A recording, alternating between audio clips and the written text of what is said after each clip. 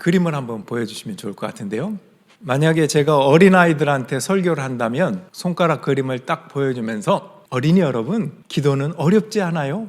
우리 5가지 손가락만 생각해 봅시다. 엄지는 하나님 아버지를 부르는 거예요. 검지는 감사한 거예요. 가리킬 때 검지로 가리키죠. 이것저것 감사합니다 할 때. 3번째는 용서해 주세요. 회개하는 것입니다. 4번째는 간구하고 도와주세요 라고 말하는 거예요. 마지막으로 예수님의 이름으로 기도하는 거예요. 아멘 하고 끝나는 거예요. 여러분 이렇게 기도를 하루에 1분 정도만 투자해서 해봅시다. 그렇게 할래요? 할렐루야 아멘 하고 끝날 것 같아요. 그럼 어린이 설교는 끝이에요. 기도하기로 했으니까 간단하고 심플하게 배울 수 있는 거잖아요. 자, 여러분 우리가 여기서 끝날까요? 우리는 어른이니까 조금 더 나가봤으면 좋겠어요. 그렇죠? 기도를 왜 해야 되는가? 또는 기도의 방법, 어떻게 기도할 것인가? 첫 번째, 기도를 왜 하는가? 따라합시다. 응답받으려고 한다. 이건 너무나 당연하죠? 어린이들에게도 할 수 있는 거예요. 여러분, 기도는 응답받으려고 하는 거예요. 여기까지는 어린아이들에게 똑같이 할 수 있습니다. 그런데 응답이라고 할 때 3가지가 있다는 것 정도는 어른들은 알아야 돼요. Yes, no, wait. 첫 번째 yes는 내가 기도한 대로 하나님이 yes 해주시면 그건 응답이다라는 건 알아요. 마태복음 7장 7절 말씀, 구하고 찾고 두드리라. 그러면 응답해 준다. 이 응답받기 위해서 기도하는 거예요. 우리 가정을 위해서, 직장을 위해서, 학교를 위해서, 자녀를 위해, 부모를 위해, 친척을 위해, 우리 교회를 위해서 간구하고 응답받는 것. 이것이 예스입니다. 2번째는 뭐라 그랬죠? No. 여러분 우리 자녀가 예를 들면 제임스가 깨진 유리 조각을 달라고 하면 엄마로서 줄 거예요? 어떻게 할 거예요? 뭐라고 할 거예요?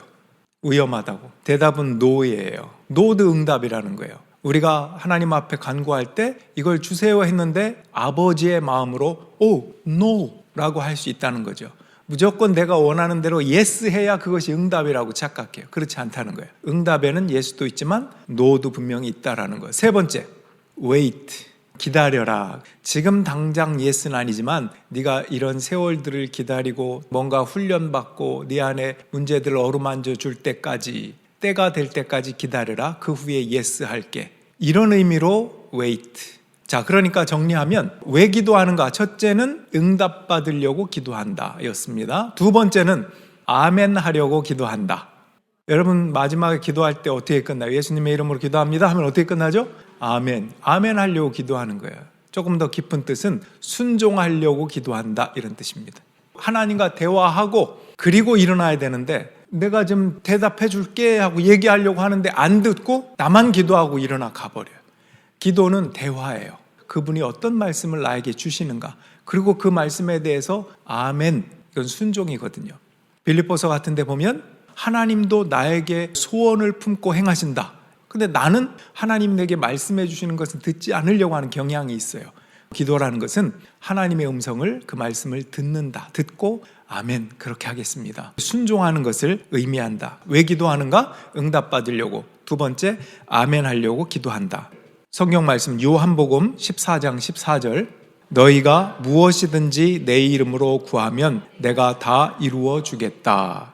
자, 여기에 보면 영어 표현도 나와 있죠. anything, for anything도 있고 in my name이 있어요. 어떤 게 강조점이 있을 것 같아요? 보통 우리는 이 말씀을 보면 anything의 강조점을 많이 가져요.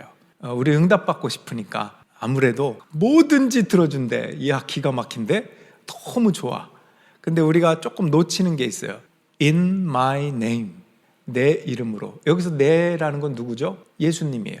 예수님의 이름으로 기도합니다 아멘 하잖아요. 사랑하는 아버지가 있는 아들이 마약 유통센터에 몰래 가가지고 아빠 이름으로 외상 이렇게 해서 마약을 산다. 떳떳해요? 당당해요? 어때요? 무엇이든지에 들어가나요? 어떨 것 같아요? 좀 양심상 그건 아닐 것 같죠.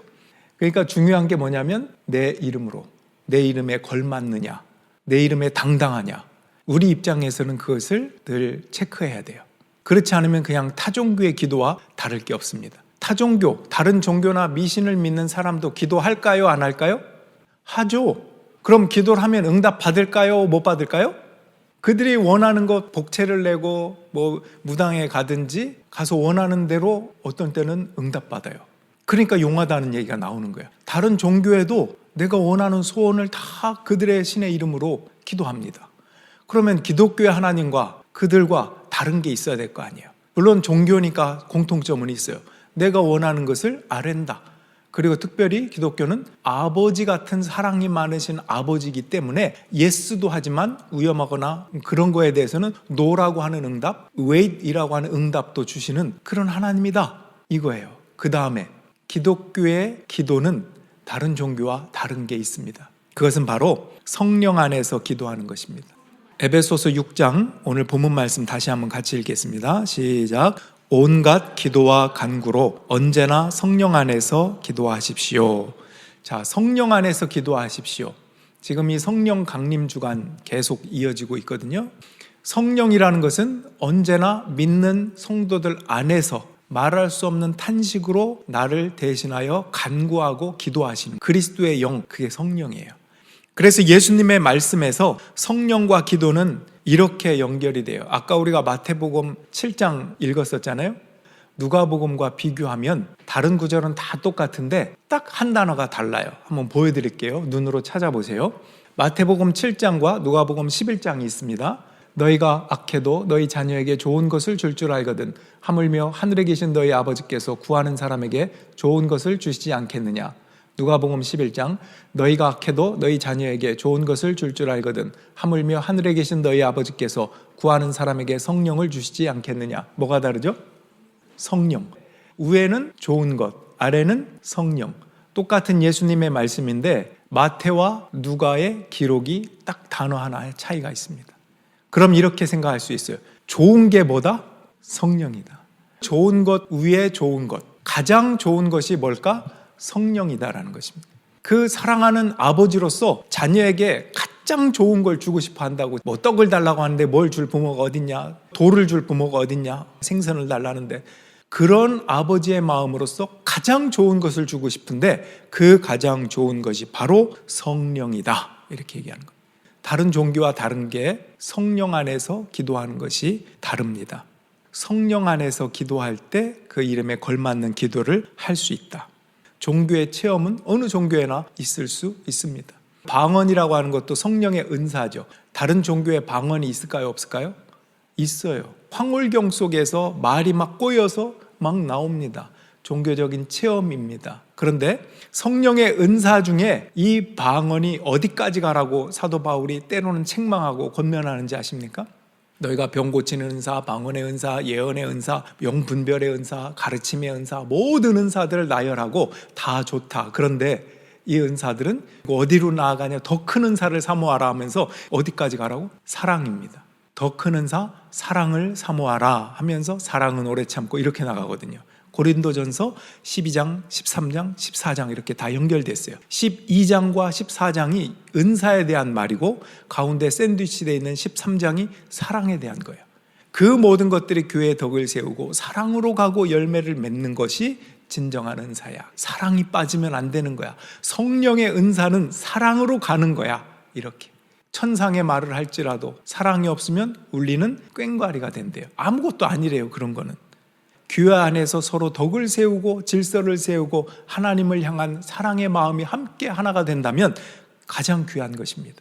그래서 사랑을 사모하라고 사도 바울은 가르쳐 줍니다. 그런 의미에서 성령의 은사와 성령의 열매, 모든 것이 다 성령의 주관이거든요.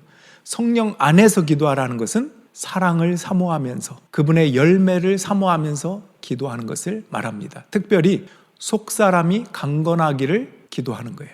우리 에베소서 3장 16절, 그분의 성령을 통하여 여러분의 속사람을 능력으로 강건하게 하여 주시고. 이 기도 제목 붙잡고 우리 크리스찬은 계속 기도해야 돼. 하나님, 성령을 통하여 내 속사람을 강건하게 해주세요. 항상 끊이지 않아야 될 기도의 제목입니다. 속사람의 강건함은 이런 것입니다. 어떤 고통과 어떤 환난이 있어도 실망하지 않는 것, 어떤 축복과 어떤 은사와 엄청난 체험과 기쁨이 있어도 교만해지지 않는 것, 어떤 상황 속에도 사랑을 잃지 않도록 강건한 것, 일체의 비결을 배워서 성숙해져 가는 것, 이것이 속사람의 강건함입니다. 기도에서 무조건 내 기도가 들어지는 것으로 끝. 여기는 주일학교 수준입니다. 거기에서 더 가는 것은 내 속사람이 강건하도록 성령 도와주십시오. 왜? 우리 어른들은 알잖아요. 어릴 때는 부모님이 도와주고 서포트 받고 하니까 뭐든지 다 내가 우주의 중심인 것 같고 신나고 기가 살고 학교 생활도 하고 이렇게 하는데, 철이 들고 크다 보면 어떻죠? 아, 이 세상에 나 혼자가 아니구나. 또 보니까 나보다 잘난 애들도 있네. 내가 전부가 아니었어. 나이가 들면서 어머니를 이해하고 아버지를 이해하고 내가 커가고 철이 들잖아요. 세상은 만만치 않구나 하는 것도 알아가게 되고, 참 일하는 게 쉽지 않구나, 돈 버는 게 쉽지 않아, 뭐 여러 가지 다양하잖아요. 그러나 만만치 않은 것 속에서 어떤 것이 내가 크리스찬의 삶이고 은혜로운 삶을 사는 것인가, 이런 것들을 실망과 좌절 속에서도 이렇게 버무려져서 깨닫고 배워가지 않습니까? 이러한 속사람의 강건함이라는 것은 일체의 비결을 배워서 성숙해져 간다. 그래서 한 번 기도해서 일회성으로 기도하는 게 아니라 성령 안에서 기도하는 것, 꾸준하게 기도하는 것입니다. 기도를 안 하고 있을 때는 내가 받은 상처만 묵상이 돼요. 근데 기도하면 성령께서 주관하시기 때문에 내가 상처 준 것이 떠오르게 됩니다. 내가 그 사람에게 이런 상처를 줬구나, 한 번도 생각지 못했던 그것을 깨닫게 돼요. 그것은 성령 안에서 기도하기 때문에 그럴 수 있는 것입니다. 기도 안 하고 있으면 내가 베풀어 준 것만 떠올라요. 근데 기도하면 그 사람이 내게 베풀어 준 게 이런 거가 있었네, 그 축복과 감사가 떠올라요. 여러분, 이런 기도를 하면 정말 멋지지 않겠어요? 기도 속에서 조금씩 하나님의 마음을 알고 성장해가는 사람이 되라고 우리를 초대하신다는 거예요. 성령 안에서 기도하는 건 두 가지가 있습니다. 사랑이 있고 변화가 있어요. 내가 변함으로 인하여 주변이 달라질 수 있는, 그것은 한 번에 되지 않습니다. 꾸준하게 성령 안에서 기도해야 하는 것입니다. 한번 생각해 보세요. 내가 기도하지 않아도 하나님은 하나님의 일을 하세요. 그런데 왜 굳이 우리에게 기도하라고 하실까? 생각해 보신 적 있습니까? 어떤 땐 그렇지 않아요. 하나님은 우리가 구하기 전에 있어야 할 것을 아십니다. 기도하지 않는 핑계를 댈 수도 있어요. 어차피 내가 기도 안 해도 내가 필요한 거 아시니까 하나님 알아서 해주시겠지. 그런데 그럼에도 불구하고 성경은 쉬지 말고 기도하라, 늘 기도하라고 얘기하거든요. 하나님은 내 기도 없이도 일하시는데 왜 기도하라고 하실까? 에스겔 말씀을 마지막으로 볼게요. 배경은 과거에 이스라엘이 포로로 끌려간 적이 있어요. 바벨론 나라에. 거기서 오랫동안 지냅니다. 그런데 에스겔 선지자를 통해서 하나님께서 이스라엘아, 너희가 이 땅에서 포로로 그냥 있지 않고 결국은 이스라엘로 시온의 땅으로 돌아올 거야. 얼마나 큰 희망을 주시는지 몰라요. 내가 일할 거야. 그렇게 만들 거야. 그런데 너희도 기도해야 한다. 이렇게 하는 구절이거든요. 에스겔 36장 37절, 주 여호와께서 이같이 말씀하셨느니라. 그래도 이스라엘 족속이 이같이 자기들에게 이루어 주기를 내게 구하여야 할지니라. 구하지 않아도 하나님은 하시는데 왜 이런 말씀을 하실까요? 이건 진짜 엄청난 거예요. 우리의 기도를 통해서 하나님의 일에 동역자가 되라는 거거든요. 우리가 뭐라고 그 크신 하나님의 일에 동역자가 감히 될 수가 있겠어요? 하나님의 일에 대해서 기도함으로 네가 쓰임받는 동역자가 되라. 그래서 예수님이 가르쳐 주신 기도에 뭐가 있죠? 하늘의 뜻이 땅에서도 이루어지이다. 땅을 딛고 살아간 우리가 함께 동역하면서 그 하나님 나라가 이루어진다고 그 사역을 우리에게 맡겨주셨어요. 땅에서의 삶이 뭡니까? 우리 가정, 우리 옆사람, 또 우리 교회, 우리 친척, 우리 친구, 직장, 학교, 파송받은 선교사, 여러분의 삶의 현장이 사역지다. 그런 면에서 우리는 하나님과 함께 동역하는 거예요. 특별히 기도를 통해서. 내가 가지 못하는 곳에 그 지역을 위해 기도할 수도 있고, 필요한 하나님 나라의 사역을 위한 것들을 놓고 기도할 수 있다는 것입니다. 오늘 말씀을 정리할게요. 왜 기도하는가? 응답받으려고 기도한다. 아멘 하려고 기도한다. 하나님은 아버지로서 가장 좋은 것을 주시는데 가장 좋은 것이 뭐라고 그랬죠? 성령이라고 그랬어요. 그래서 우리는 그 성령 안에서 기도한다. 성령은 늘 사랑의 은사를 최종 목표로 하고 그 사랑을 다리로 해서 성령의 은사의 목적이 사랑인데 성령의 열매의 첫 열매가 사랑이에요. 그러니까 사랑은 끝이면서 시작이에요. 은사의 끝이고 열매의 시작. 사랑, 희락, 화평, 오래 참음, 자비, 양선, 온유, 충성, 절제, 이 9가지 열매의 처음이라는 거예요. 성령 안에서 기도한다는 것은 사랑을 가지고 기도한다. 속사람이 강건해야 그 사랑을 사랑으로 볼 수 있다. 여러분, 사랑도 왜곡된 사랑이 얼마나 많아요. 가부장적인 아버지는, 또 상처받고 성장했던 그 어머니는 사랑한다고 하면서 그것이 집착인 줄 모르고, 그 아이를 독립적으로 축복할 줄 모르고 내 품 안에 끝까지 안고 있으려고 하는 잘못된 집착의 사랑도 얼마나 많습니까? 그 사람을 위한 사랑이 아니라 나 자신을 위한 사랑으로 자녀를, 형제 자매를 얽어매고 있는 사랑이 얼마나 많습니까? 그건 사랑이 아니죠. 그것을 배워가려면 내 속사람이 강건해야 된다니까요. 그게 바로 성령 안에서 기도하고 성장하는 방법입니다. 여러분, 우리는 다른 종교처럼 내 소원을 아뢰고 끝나지 않고 성령 안에서 기도해야 합니다. 성령 안에서 기도하는 사람만이 변화가 있고 사랑으로 가고 열매가 될 수 있다는 사실, 여러분 이 사실을 꼭 기억하시길 바라요. 간절히 기도합시다. 이런 말이 있어요. 골짜기에서 핸드폰이 잘 터지지 않지만 기도는 오히려 사망의 음침한 골짜기에서 더 잘 터진다. 멋진 말이죠. 아버지께 구하라, 찾으라, 두드리라 말씀하셨어요. 예수의 이름으로 기도하라고 그랬고 아멘 하라고 했습니다. 순종하면서 성령께서 속사람을 어루만져 주시기를 위해서 기도하십시오. 여러분의 기도를 통해서 하나님이 그 일들을 여러분과 함께 동역하며 이뤄나갈 줄로 믿습니다.